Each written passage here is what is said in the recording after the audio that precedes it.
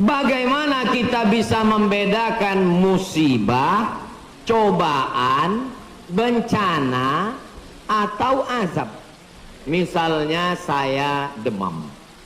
Dari mana saya bisa membedakan demam saya itu menghapus dosa, atau demam laknat, atau demam ujian iman, atau demam itu dari mana saya bisa tahu?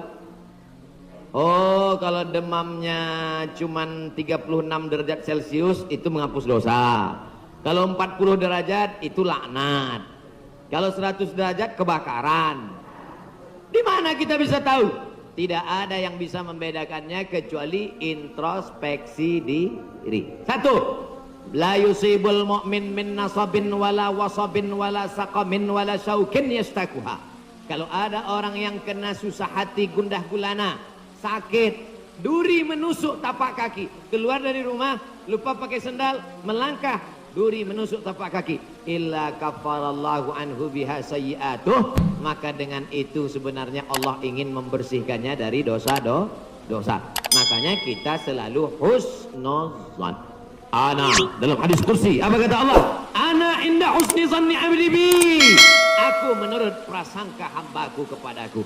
Maka kalau kita kena penyakit, yang pertama husnuzan pada Allah, bahwa sebenarnya Allah ingin membersihkan kita dari dosa.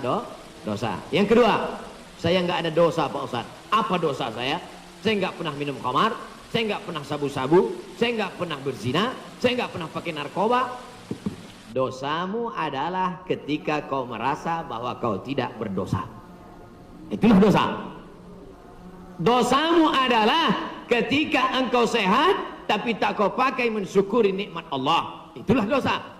Maka siapa yang berkata saya tidak pernah silap, saya tidak pernah salah, saat itu dia sedang silap dan salah. Al-insan mahallul khata' wan nisyan. Manusia tempatnya silap, lupa dan salah. Yang kedua, ketika kita sakit, sebenarnya Allah ingin mengangkat derajat kita, karena sebetulnya amal kita tidak cukup. Kita sudah ditempatkan di tempat surga Jannatul Firdaus, tapi ketika malaikat ditanya, sudah cukupkah amalnya? Belum. Beri dia ujian supaya amalnya mencukupkan dia dengan amal sabar. Ada amal yang lebih tinggi dari tahajud, lebih hebat daripada jihad. Apa dia? Innama yuwaffas sabiruna ajrahum bighairi hisab. Amal sabar menerima musibah, tidak caci maki, sumpah serapah. Yang ketiga, bisa jadi laknat Allah. La ta'murunna bil ma'ruf. Mestinya kau tolong saudaramu yang ada di Uighur, mestinya kau bantu saudaramu yang sedang teraniaya di India, tapi mulutmu diam, kau tak mau menolong. Ketika musibah dikirimkan Allah dalam bentuk bencana, ternyata yang kena bukan yang jahat-jahat saja, yang baik-baik pun ikut juga kena. Maka tidak ada cara lain kecuali mohon ampun, minta ampun, taubat, nasuha kepada Allah Subhanahu wa ta'ala. Oleh sebab itu maka yang bisa membedakannya hanya Allah, dan kita hanya berhusnuzon kepada Allah Subhanahu wa ta'ala. Kenapa hati ini masih keras Ustaz? Belum bisa nangis di saat tahajud Ustaz. Datang seorang bertanya kepada Nabi, an qaswatil qalbi, hatinya keras. Apa kata Nabi?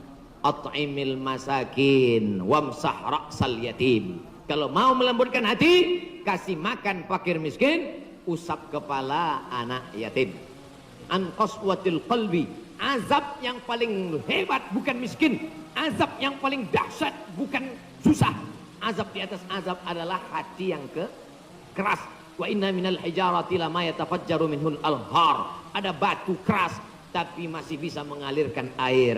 Wa inna minha lama yahbitu min khasyatillah. Ada batu yang keras tapi hancur berkeping ketika takut kepada Allah. Di atas bukit Tursina, saya ketika naik ke atas bukit Tursina di Mesir, tempat Nabi Musa menerima wahyu, itu nampak batu-batu hancur. Kata imam masjid yang ada di atas, inilah batu yang hancur saat takut kepada Allah SWT. Tapi kalau sudah hati menjadi keras, maka tak akan meleleh apa-apa.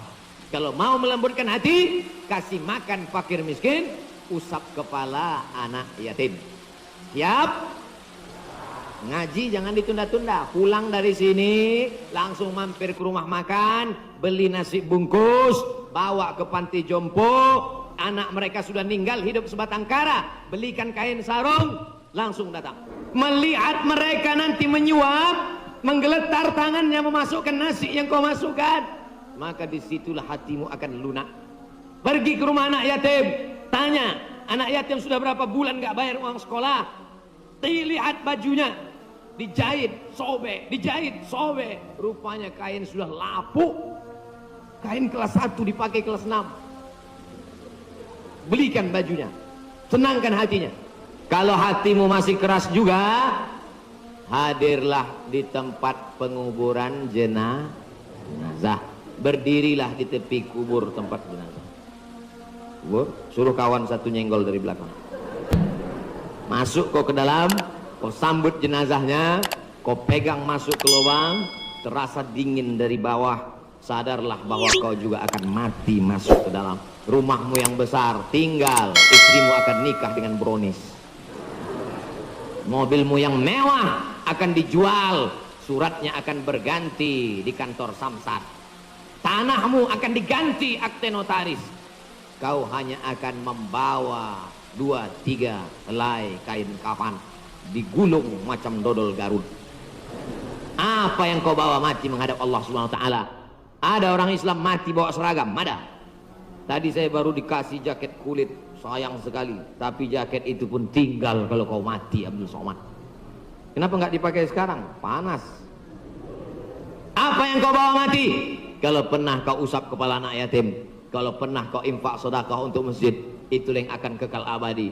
Yang mewakafkan tanah ini sudah meninggal, tapi terang kuburnya, lapang makamnya insya Allah. Amin. Pikirkan. Orang yang cerdas bukan yang IP-nya 4. Orang yang cerdas bukan otaknya hebat. Al-Kayyis, orang yang cerdas. Mandana nafsahu, mampu menekan hawa nafsunya. Wa amila lima ba'dal maut. Dia beramal, berpikir setelah mati. Ini banyak orang mikirnya setelah pensiun. Saya alhamdulillah Pak Ustaz udah siap nih setelah pensiun nanti. Emangnya yakin malaikat maut datang setelah pensiun? Banyak malaikat maut datang sebelum pensiun. Pikir baik-baik. Insya Allah kalau hablum minallah kita kuat, kita tak takut menjalani hidup. Tak takut. Selama ini orang bela kita, masa kita takut? Cuman kan pulang kita nanti kan sendiri. Itulah gunanya hablum minallah itu mesti kuat. Kalau sudah kita angkat kedua tangan menghadap Allah, yang lain itu semua kecil. Allahu Akbar. Pejabat-pejabat kalau dia tidak mampu mengatakan Allah lebih besar dari jabatannya, stres.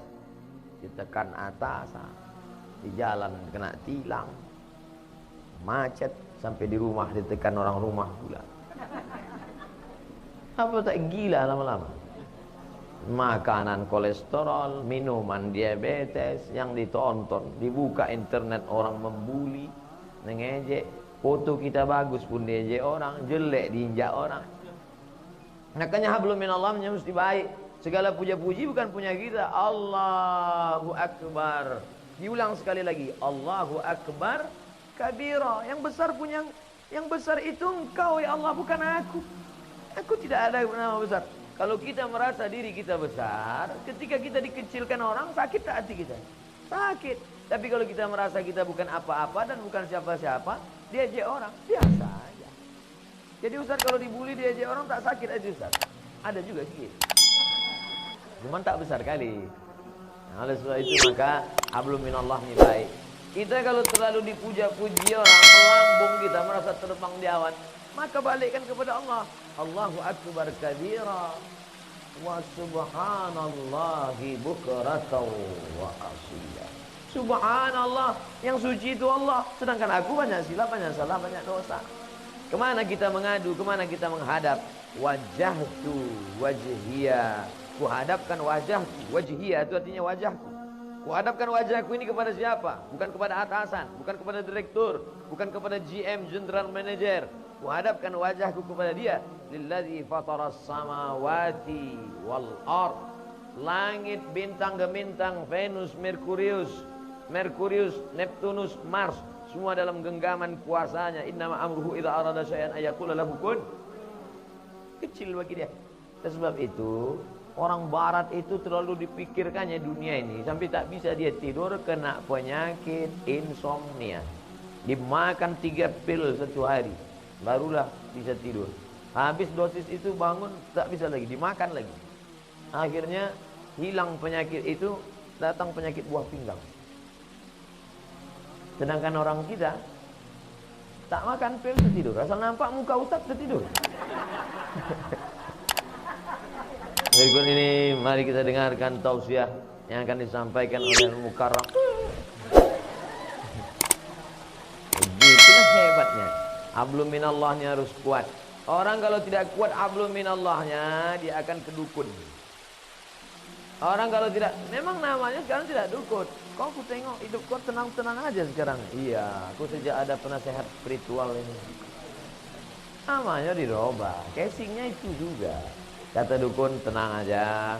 Itu di rumah bapak ibu sudah saya pagar keliling. Memanglah rumah kami berpagar, pagar spiritual. Saya sudah tanam di situ 5 jeruk, jeruk purut, jeruk nipis, jeruk bali, jeruk Medan. Untung ada orang Medan. Artinya apa? Kita berserah kepada Allah. Langkahkan kaki dari rumah, serahkan pada Allah. Bismillahirrahmanirrahim. La haula wala quwata illa billah. Setiap perubahan waktu mesti connecting dengan Allah, jangan sampai putus. Subuh, terbit fajar, Allahu Akbar. Bergeser waktu zuhur, Allahu Akbar. Condong matahari asar, Allahu Akbar. Tenggelam matahari nampak merah di barat, Allahu Akbar. Hilang merah sempurna malam, Allahu Akbar. Bangun tengah malam tahajud, Allahu Akbar. Jangan ada stasiun pergeseran waktu yang kosong dari connect dengan Allah. Sedangkan connect dengan internet aja putus, pusing kepala kita. Telepon aja kalau putus-putus nyambung, bisa kita salah paham. Abang di mana? Kata ibu. Mantan katanya. Apa gitu? Pak kan? Apalagi putus kontak kita dengan Allah Subhanahu wa taala. Sedangkan putus pulsa saja pusing kepala kita. Ini sampai putus hubungan dengan Allah. Makanya ada 5 stasiun yang wajib: subuh, zuhur, asar, maghrib, isya. Tambah 2 lagi duha dengan tahajud malam. Pagi, siang duha, malam tahajud. Jangan sampai putus kepada Allah. Serahkan semuanya pada Allah. Di awal itu kita serahkan kepada Allah. Hanifan musliman. Hati musliman, aku serahkan semuanya kepada Engkau ya Allah. Wa ma ana minal musyrikin. Sebelum salam, at-tahiyatul mubarakatus salawatut thayyibatu lillah. Punya Engkau, bukan punya aku. Assalamualaikum warahmatullahi wabarakatuh. Assalamualaikum warahmatullahi wabarakatuh. Makanya kalau datang susah hati, risau, gundah gulana, galau, ambil air wudhu, hadap ke arah kiblat. Allah. Wasta'inu bis sabri was salah. Minta tolonglah kepada Allah dengan sabar dan sholat. Tak ada cara lain kecuali sholat. Ini orang sekarang kalau galau bukan sholat, buka HP habis Ustaz. Galau. Oh, membaca komen orang makin galau. Iya, kalau semua yang komen itu kawan. Kasihan ya, doa ya, mudah-mudahan selamat ya. Ada yang malas ngasih kalimat gini ya. Ada yang ngasih senang. Ada pula kawan, mampuslah kau kata dia. Oleh sebab itu maka mengadu kepada manusia akan kecewa, berhadap kepada harta akan binasa, berharap kepada kawan hari ini kawan besok jadi lawan, berharap kepada atasan akan sia-sia. Jadi oleh sebab itu tidak ada jalan lain menenangkan hidup ini kecuali hablum minallah.